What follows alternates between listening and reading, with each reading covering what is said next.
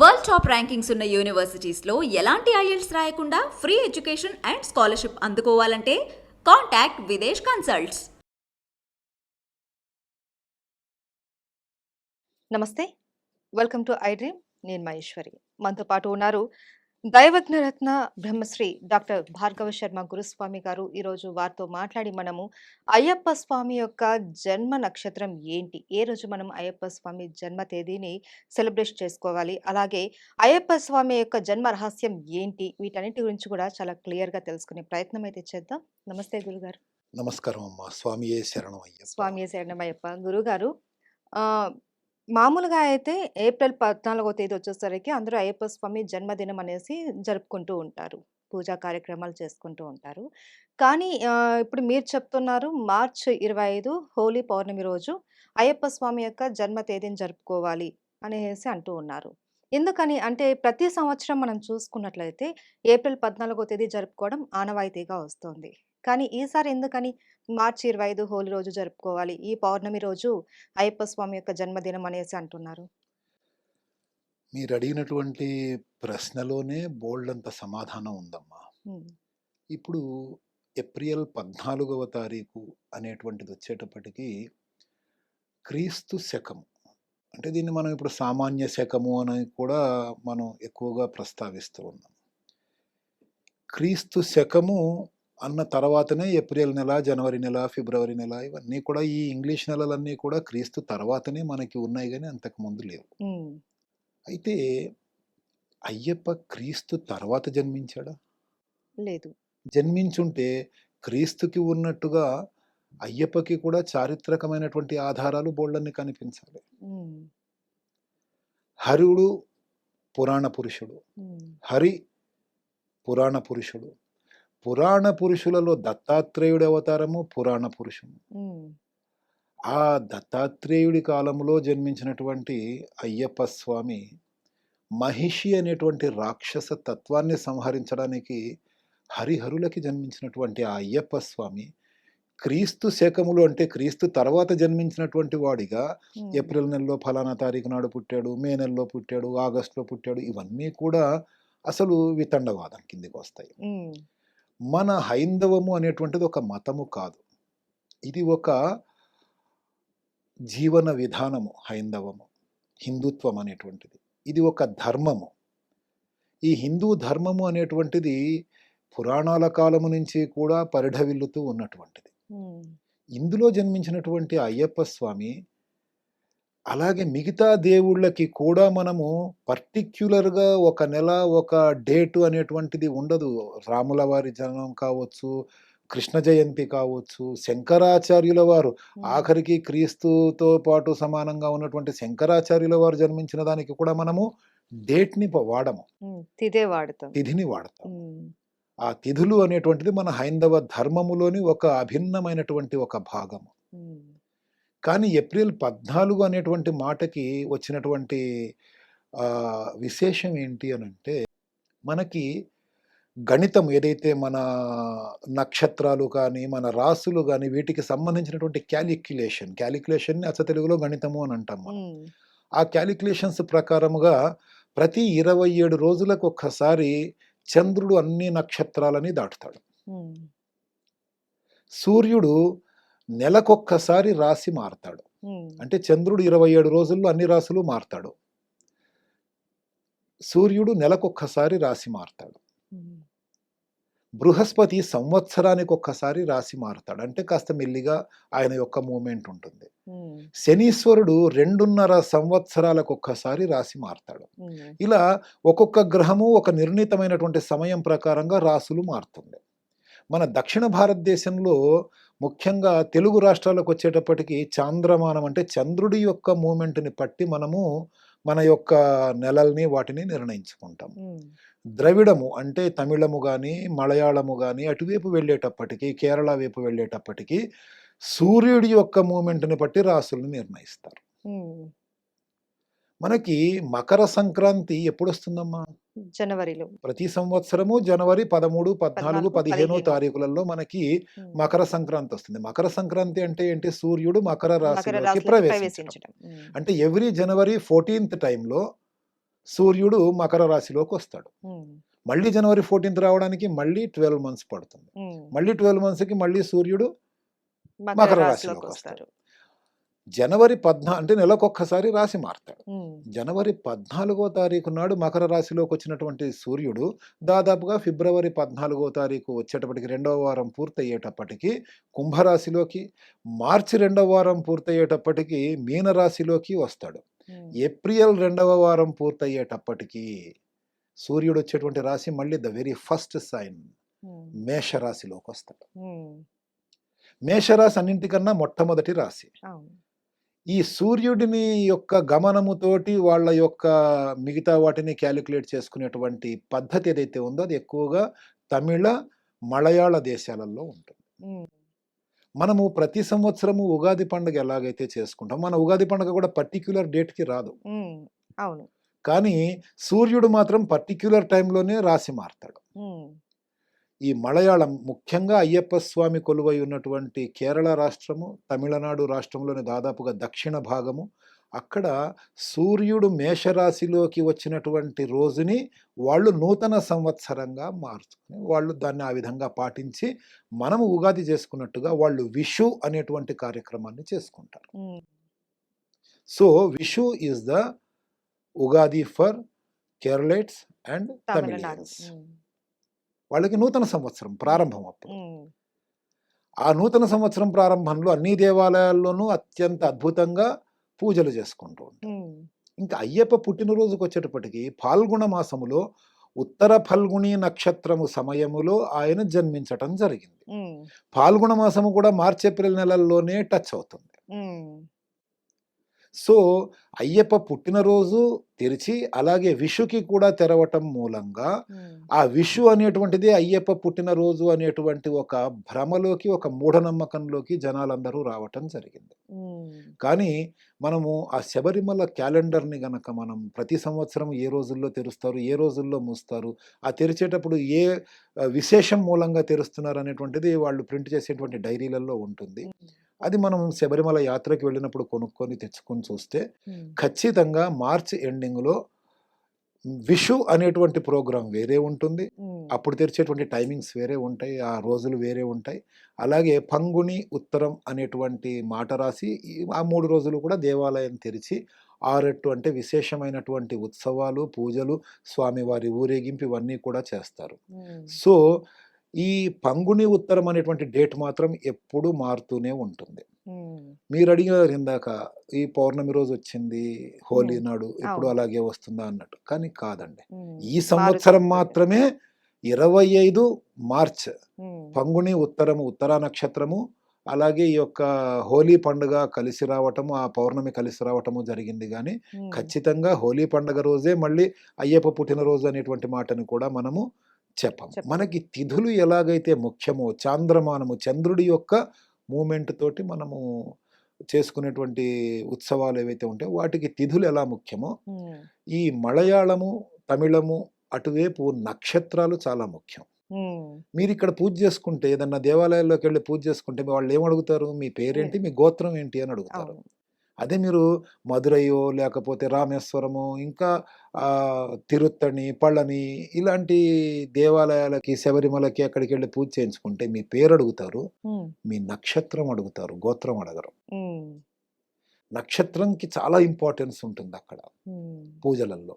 కాబట్టి ఆ ఉత్తరా ఫల్గుణి నక్షత్రము ఫాల్గుణ మాసంలో వచ్చేటువంటి రోజున అయ్యప్ప స్వామి జన్మతిథిని మనము జరుపుకోవటం. ఉమ్. ఈసారి ఉత్తరా నక్షత్రం కేవలం పౌర్ణమి రోజనే కాకుండా 24వ తారీఖు మార్చి నెల అంటే ఆదివారం రోజు ఉదయం నుంచి ఉమ్, సోమవారం రోజు ఉదయం 9:30-10 గంటల వరకు కూడా ఉత్తరా నక్షత్రం ఉంది. ఉమ్, మనకి పండుగలు చేసుకోవడానికి తగులు కాకుండా మిగులు అంటే ఏ రోజైతే ఆ నక్షత్రం మిగిలి ఉంటుందో ఉమ్. ఆ రోజున మనం ముఖ్యంగా ఈ యొక్క పండుగలు చేసుకుంటాం. కాబట్టి మార్చి 24వ 25. తారీఖు కాకుండా 25వ తారీఖు నాడు అయ్యప్ప స్వామి జన్మతిథిగా ఉమ్, దేవస్వం బోర్డు ఏదైతే శబరిమల అయ్యప్ప స్వామికి సంబంధించి ఇవన్నీ నిర్ణయిస్తూ ఉంటారో వాళ్ళు నిర్ణయించడం జరిగింది. ఉమ్, కాబట్టి ఈ సంవత్సరం మాత్రం మార్చ్ 25 అంటే శోభకృత్నామ సంవత్సరములో ఉమ్, పాల్గొన మాసములో శుక్లపక్షములో పౌర్ణమి తిథి సోమవారము రోజున ఈ యొక్క అయ్యప్ప స్వామి జన్మతిథిని జరుపుకోవటం అనేటువంటిది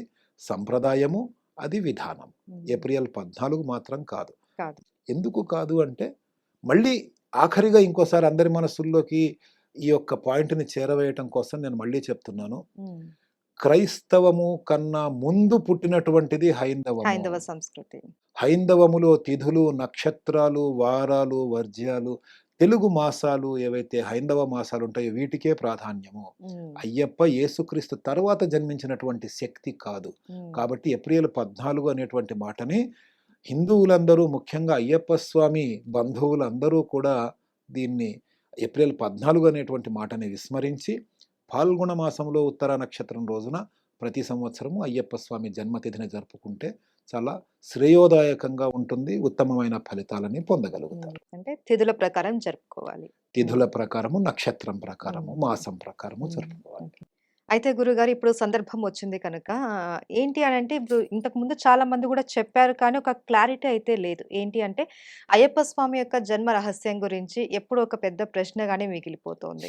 ఎందుకంటే కొంతమంది ఛాందస్తవాదులు కావచ్చు, నాస్తికులు కావచ్చు, ఈ మధ్య మనం చూసాం దాని మీద ఒక పెద్ద ఇష్యూ చేసేస్తూ ఉన్నారు. ఏంటి శివుడు హరుడికి ఒక అయ్యప్ప స్వామి ఎలా పుడతాడు, అలా పుట్టిన వాళ్ళు దేవుడా ఇది అదనేసి వాళ్ళ ఇష్టం వచ్చినట్టు మాట్లాడేస్తున్నారు. ఇంతకీ ఏంటి అయ్యప్ప స్వామి యొక్క జన్మ రహస్యం గురించి మన వారికి ఇంకొకసారి తెలియజేస్తారా?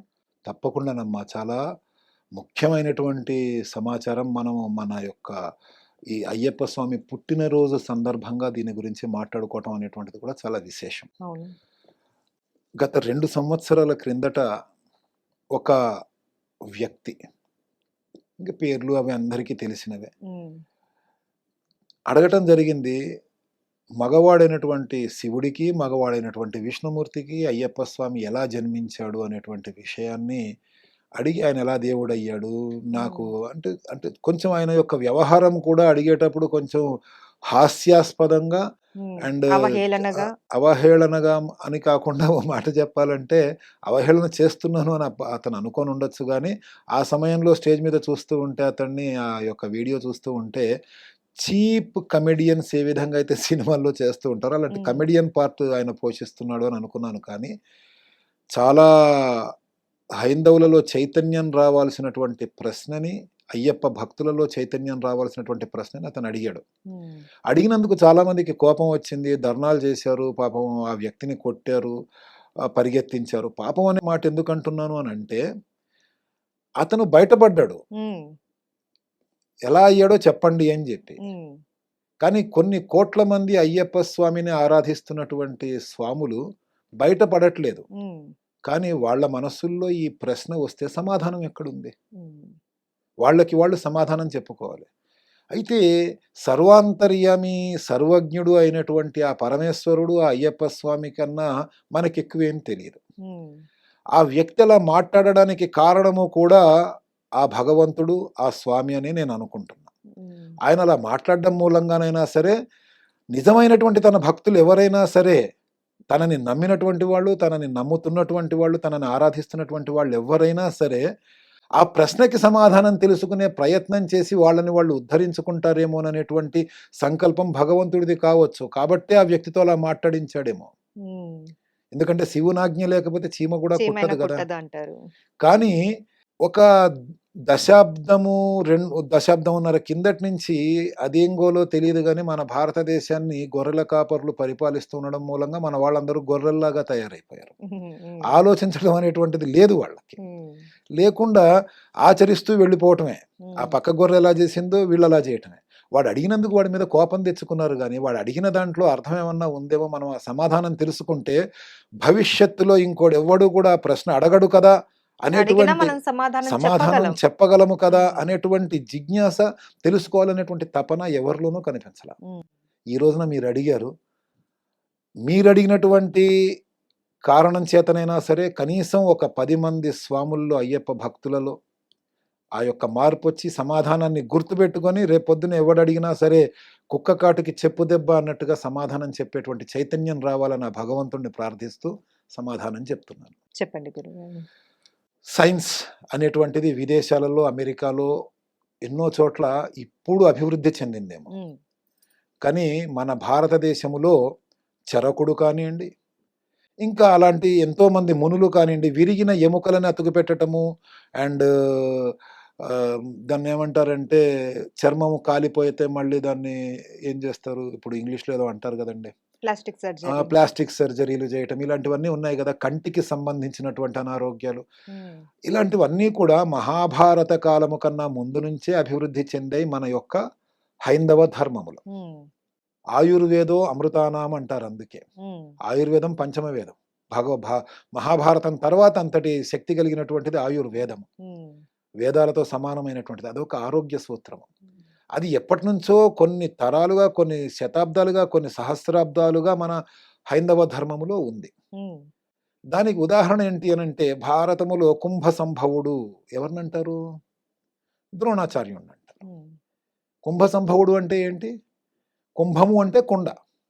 అందులో పుట్టినటువంటి వాడు. హ్మ్. ఇప్పుడు అలాంటి కుంభ సంభవులు ఎంతోమంది ఐవీఎఫ్, ఐఎంఎఫ్ అంటూ పుట్టేస్తున్నారు. హ్మ్. అంటే అప్పుడు వేరే ఈ ట్యూబులు లేవు కాబట్టి ఆ కుండలో భద్రపరిచి ఆయనకి జన్మనివ్వటం జరిగిందనమాట. హ్మ్.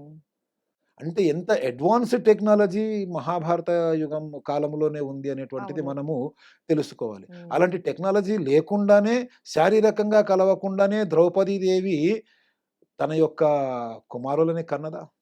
యమధర్మరాజుతోని కానియండి, భీముడు కానివ్వండి, అర్జునుడు కానివ్వండి వీళ్ళందరూ కూడా భర్త ద్వారా కాదు గదా! హ్మ్. అవన్నీ కూడా ఇప్పుడు మనం ఆలోచిస్తూ ఉంటే టెస్ట్ ట్యూబ్ బేబీల్లాగానే భావించాలిగా. హ్మ్. అదే విధముగా అయ్యప్ప స్వామి వైష్ణవమైనటువంటి హరి చాలా ఆకర్షణ శక్తి కలిగినటువంటి, వర్చస్సు కలిగినటువంటి, మగవాళ్ళు కూడా తన్మయత్వంతో చూస్తూ ఉండిపోగలిగినటువంటి మహాశక్తి హరి. హ్మ్. ఆ హరుడు, ఆ హరుడు మహా అద్భుతమైనటువంటి పురుష పుంగవుడు. ఆ హరి స్త్రీ అలంకరణతో, స్త్రీ అవతారముతో అమృతాన్ని రాక్షసులకి ఇవ్వకుండా దేవతలకి మాత్రమే ఇవ్వడం కోసం ఉద్భవించింది. హ్మ్. అలాంటి హరిని చూసి ఈ హరుడు ఆ కాలకూట విషాన్ని తిని అందరినీ కాపాడదామని చెప్పేసి వచ్చినటువంటి శివుడు మోహించాడు. హ్మ్. అందరికీ మోహన రూపమైనటువంటి ఆ విష్ణుమూర్తిని చూడగానే మోహం కలుగుతుంది. హ్మ్. అప్పుడు భస్మాసురుడు అనేటువంటి పాత్ర ఎంటర్ అవుతుంది. ఆ భస్మాసురుడిని మోసం చేయడానికి ఆ విష్ణుమూర్తి ఏదైతే ఆ మోహిని అవతారంలో ఉన్నటువంటి విష్ణుమూర్తి నాట్యం చేస్తూ ఉంటాడు. హ్మ్. ఆ భస్మాసురుడి అవతారం అయిపోయిన తర్వాత ఆ యొక్క చాప్టర్ కంప్లీట్ అయిపోయిన తర్వాత శివుడు మోహించాడు అని చెప్పే విషయాన్ని గమనించి రాక్షస తత్వమైనటువంటి మహిషిని చంపడము కోసము ఆ మహిషి అనేటువంటి రాక్షసి వరం పొందింది. శివకేశవుల అంశతో జన్మించినటువంటి శక్తితోనే తాను చావాలి అని. హ్మ్. అంటే అక్కడ మనం అన్యాపదేశంగా తెలుసుకోవాల్సిన విషయం ఏంటంటే, రాక్షసతత్వానికి మాత్రమే అలాంటి ఆలోచనలొస్తాయి. అవును. హ్మ్. ఆ రాక్షసి ఏమనుకుంది, శివుడికి, విష్ణువుకి అసలు సంతానం ఎలా జరుగుతుంది? ఇద్దరు మగవాళ్ళే గదా! హ్మ్. సో, నాకు మరణం ఉండదు అని ఉండదు. అనుకుంది. హ్మ్. అలాంటి రాక్షస తత్వంలో పుట్టినటువంటి వాళ్ళే ఇలాంటి ప్రశ్నలడిగారు. హ్మ్. అయితే ఆ విషయాన్ని గ్రహించినటువంటి విష్ణుమూర్తి ఏం చేశారంటే, శివుడిని మైమరిచేటట్టుగా చేశాడు. వాళ్ళిద్దరూ తన్మయత్వముతో ఇప్పుడు సినిమాల్లో పాత సినిమాల దగ్గర నుంచి ఇప్పటిదాకా మొదలెడితే కొంచెం కళ్ళు కలుసుకోగానే గంతులేసేస్తారు. హ్మ్. ఆ విధమైనటువంటి నాట్యాన్ని మొదలుపెట్టారు శివుడు, విష్ణుమూర్తి. వాళ్ళిద్దరూ శారీరకంగా ఎక్కడ కలిసినట్టుగా లేరు. హ్మ్. వాళ్ళు నాట్యం చేస్తూ ఉంటే వాళ్ళ శరీరం మీద నుంచి చెమట బిందువులు ఎగురుతున్నాయి. అంత ఉత్సాహంగా వాళ్ళు నాట్యం చేస్తున్నారు. శివుడి శరీరం మించి, ఆ మోహిని అవతారంలో ఉన్నటువంటి విష్ణువు శరీరం మించి కూడా స్వేద బిందువులు గాల్లోకే ఎగురుతున్నాయి. ఒకానొక దశలో వారిద్దరూ కాస్త దగ్గరికి వచ్చినటువంటి సమయంలో, ఇద్దరి శరీరం మీద నుంచి ఎగిరినటువంటి స్వేద బిందువులు గాలిలో కలిసి ఒక బిందువుగా ఏర్పడ్డాయి. హ్మ్. అంటే అక్కడ 2 శక్తులు కలిసినాయి. హ్మ్. ఆ కలిసినటువంటి ఆ నీటి చుక్కని స్వేద బిందువుల్ని గమనించినటువంటి పరమశివుడు తన చేతిలో పట్టాడు. అయ్యప్ప అనేటువంటి పేరు ఎలా వచ్చింది అనంటే కయ్యప్పన్ చేతిలో పుట్టినటువంటి వాడు. పద్మజ పద్మములో జన్మించింది. జలజ జలములో జన్మించినటువంటిది. హ్మ్. పద్మనాభుడు నాభిలో పద్మము కలిగినటువంటి వాడు ఎలాగైతే ఉందో కై మోడ్చి అంటే 2 చేతులు మోడ్చి అని అర్థం కదా! చేతులు మోడ్చి అని అర్థం కదా! హ్మ్. కయ్యప్పన్ చేతిలో జన్మించినటువంటి బాబు. అది కాస్త వ్యావహారికంగా అయ్యప్ప అనేటువంటి మాటకి దారితీసింది. హ్మ్. ఆ శిశువు అక్కడ బిందువులకి ప్రాణం పోసి ఎలాగైతే గణపతికి పార్వతీదేవి ప్రాణం పోసిందో, ఈ యొక్క 2 బిందువులకి కలిపి ఒక ప్రాణం పోసి శివుడు తన వెంట పెట్టుకొని వెళ్ళిపోయాడు కైలాసానికి. వెంటనే అక్కడ వదిలిపెట్టేలా. హ్మ్. ఆ కైలాసంలో యుక్త వయస్సొచ్చేంత వరకు పెరిగినటువంటి ఈ యొక్క స్వామి శాపవశాత్తు మళ్ళీ బ్రహ్మచారిగా పసిబాలుడి రూపములో నేల మీదికి ఆ యొక్క పందళరాజు యొక్క వంశములోకి ఎంటర్ అవుతాడు. అప్పటిదాకా కైలాసంలోనే ఉంటాడు. హ్మ్. ఉండి అక్కడ శివుడి ద్వారా గణపతికి గణనాథుడు, గణాలకు ఆధిపత్యము, కుమారస్వామికి సేనాధిపత్యము, ఈయనకి భూతగణాలకి ఆధిపత్యము ఇవ్వటం జరుగుతుంది. కైలాసంలోనే. అప్పటికి ఈయన యుక్త వయసులోకి వస్తాడు. పూర్ణ, పుష్కల అనేటువంటి ఇద్దరిని వివాహం కూడా చేసుకొని ఉంటాడు కైలాసంలో. హ్మ్. ఆ తర్వాత పుష్కలాదేవి యొక్క తండ్రి ఈ యొక్క అయ్యప్పని శపించడం మూలంగా నువ్వు ఎప్పటికీ బ్రహ్మచారిగానే ఉండిపోదువుగా కానీ శపిస్తే ఆ శాపము ఎందుకు ఇచ్చాడు అనేటువంటి అంతరార్థాన్ని తన తండ్రి ద్వారా తెలుసుకొని అప్పుడు మళ్ళీ బ్రహ్మచారిగా బ్రతకడము కోసము పసిబాలుడై మహిషిని చంపడం కోసం భూమి మీదకి వస్తాడు. హ్మ్. ఇంత డెప్త్ ఉంది ఇందులో. అంతేగాని శివుడు విష్ణువు కలిశారని వాళ్ళకి విష్ణుమూర్తి గర్భం ధరించాడని ఇవన్నీ కూడా కథలు కాదమ్మా. హ్మ్. ఇవి తెలుసుకున్నారనుకోండి అయ్యప్ప భక్తులు, అయ్యప్పకి పెళ్ళెప్పుడైందయ్యా బ్రహ్మచారి అంటే చెప్పొచ్చు. ఈ భూతగణాధిపత్యం ఎప్పుడొచ్చింది అనేటువంటి మాటకి చెప్పొచ్చు. హ్మ్. తెలుసుకునే ఓపిక లేదు. తెలుసుకోవాలన్న ఆలోచన లేదు. జిజ్ఞాస, ఇంట్రెస్ట్ హ్మ్. లేదు. ఒకవేళ తెలుసుకుందామని ఎవరన్నా అనుకున్నా కూడా ఎక్కడ చెప్పేవాళ్ళు లేదు. హ్మ్. ఎక్కడ తెలుసుకోవాలో, ఎవరు చెప్తారో తెలీదు. అయ్యప్ప పూజ అనగానే దండలేసుకోవాలి, గంతులెయ్యాలి, సరిగ్గా భోజనం టైంకెళ్ళాలి, తినాలి, రావాలి, అరుపులు, కేకలతో ఉండేటువంటి భజనలు చెయ్యాలి. ఆ భజనలలో కూడా ఏం పాడుతున్నారో, ఏం పాడట్లేదో హ్మ్. అనేటువంటి అది కూడా లేకుండా ఉండాలి. వచ్చామా, తిన్నామా, వెళ్ళిపోయామా. అదేదో సినిమాలో 'షియాజీ షిండే' చెప్పినట్టు. హ్మ్. లేచామా, పడుకున్నామా, తిన్నామా, లేచామా అన్నట్టు. అంతే. అంతే ఇది కూడా. కానీ తెలుసుకోవాలనే తపన ఉంటే మన ప్రతి కథలోనూ హైందవ ధర్మములో అనేక రకాలైనటువంటి గొప్ప విషయాలుంటాయి. హ్మ్. అవును గురుగారు. సత్యనారాయణ స్వామి వ్రతం చూడండి. మొగుడు పెళ్ళాలు కలిసి చేసుకోవాలి, విడిగా చేసుకుంటే పాపం అని చెప్పి ప్రచారం చేసేస్తున్నారు. హ్మ్. ఎవరు చేస్తున్నారు? అదే పండితులు, అదే సో కాల్డ్ పురోహితులు. అందరు పురోహితులు కాదు, హ్మ్. కొంతమంది. అది అదే కథలో, మూడవ కథలో ఆ వైశ్యుడు, ఆయన అల్లుడు చంద్రకేతు మహారాజు దగ్గర చెరసాలలో ఉంటే, ఆయన భార్య, ఆయన కూతురు వాళ్ళ ఊర్లో వ్రతం చేసుకుంటే, హ్మ్. సంతోషించినటువంటి స్వామి రాజుకి కనిపించి వీళ్ళని వదిలిపెట్టమంటే వదిలిపెట్టాడు. హ్మ్. మరి వీళ్ళు జైల్లో ఉండగా వాళ్ళు దంపతులు ఎలా కూర్చొని చేశారు కథ, అవును. వ్రతం? హ్మ్. హ్మ్. ఇదంతా కల్పించడం అంతే.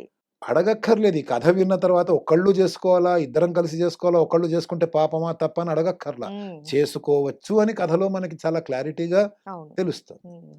వినే ఓపిక లేదు, ఆలోచించే అది లేదు. చెప్పాను గదా! హ్మ్. ఓ 15, 16, 20 ఏళ్ల నుంచి అనుకుందాం. హ్మ్. గొర్రెల మందల్లో కలిసిపోయారు మన వాళ్ళు. గొర్రెల్లాగా బతుకుతున్నారు. హ్మ్. ఆలోచించటం మొదలుపెట్టినప్పుడు మన హైందవం మళ్ళీ పరిఢవిల్లుతుంది. హ్మ్. అదండి. ధన్యవాదాలు గురుగారు. చాలా చక్కగా వివరించారు మాకు. ఇంతకీ అయ్యప్ప జన్మ రహస్యం ఏంటి అంటే, మీలాగా ఎవరు కూడా ఇంకొకళ్ళు అడిగితే మేము చెప్పే విధంగా మమ్మల్ని మీరు గైడ్ చేశారిప్పుడు. ఏంటి ఇంకెవరైనా ఈ క్వెషన్ వేయాలి అన్నా కూడా ఆలోచిస్తారిప్పుడు. మీ మాటలు విన్న తర్వాత. మాకందరికీ కూడా చాలా వివరంగా తెలియజేశారు. ధన్యవాదాలండి. నమస్కారం అమ్మా. వందే మాతరం.